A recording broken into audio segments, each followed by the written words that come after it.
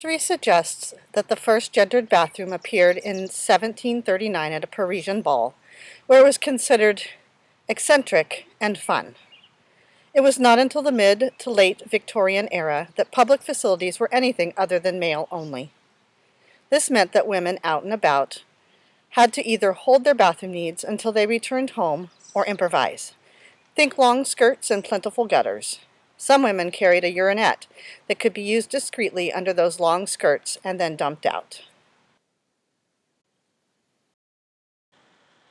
In 1887, Massachusetts was the first state to pass a law requiring sex-segregated bathrooms in all places that employed women. At the time, it seemed like a win for women's rights. Society was recognizing that women's place was not only in the home. Women had more freedom to be employed outside that traditional women's space, and with that came more autonomy. However, dig a little deeper, and what you see is a continuation of sexist and racist ideals and beliefs that women are naturally weaker and need protecting. Hence the gendered bathroom, the gendered dressing room, the gendered locker rooms.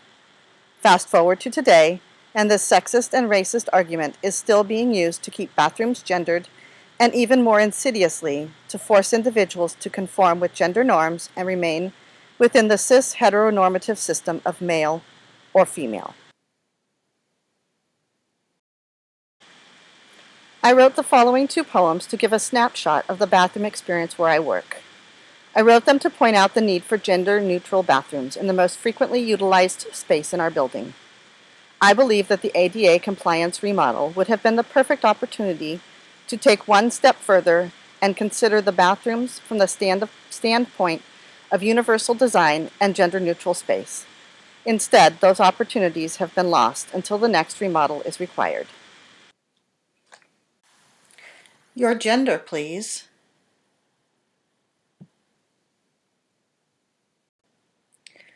Do you have a bathroom? Yes.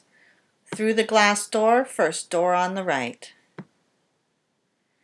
Do you have a bathroom? Yes.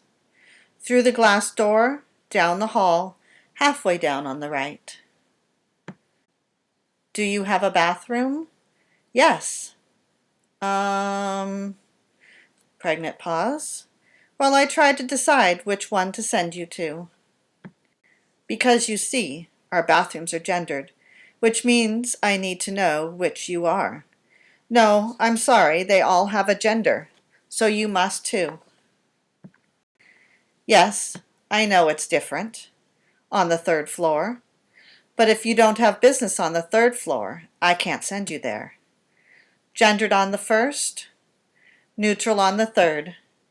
Makes no sense to me, but I don't make the rules. I'm just the one enforcing them.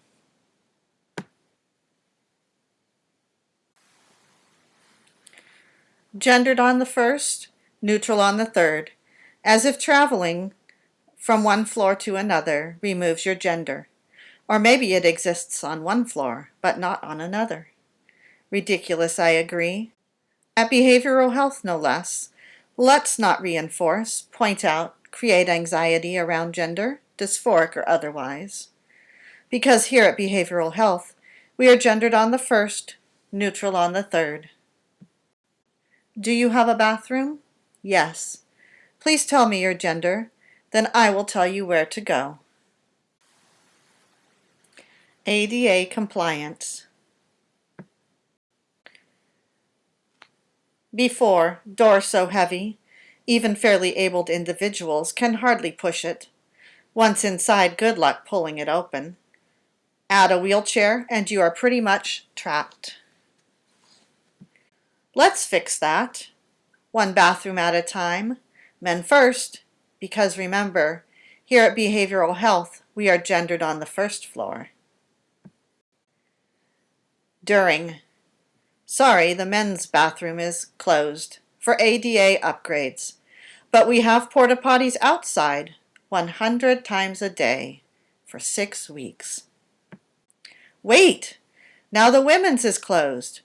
We are gendered on the first floor. Sorry, all our bathrooms are closed for ADA upgrades, but we have porta potties outside 200 times a day for a week. Isn't the men's bathroom done? Oh, right, it is. We just forgot to tell you, keepers of the bathroom button. After. The men's is ADA compliant now. Yay! But it is now a peep show. Removing the auto-close inside door and installing an outside door that doesn't close has now made the men's room a spectacle. Wonder what's going on in that brightly lit room. Psst, psst, shake. Oh my! Clearly, plans were drawn by someone who has never and will never use that bathroom. During.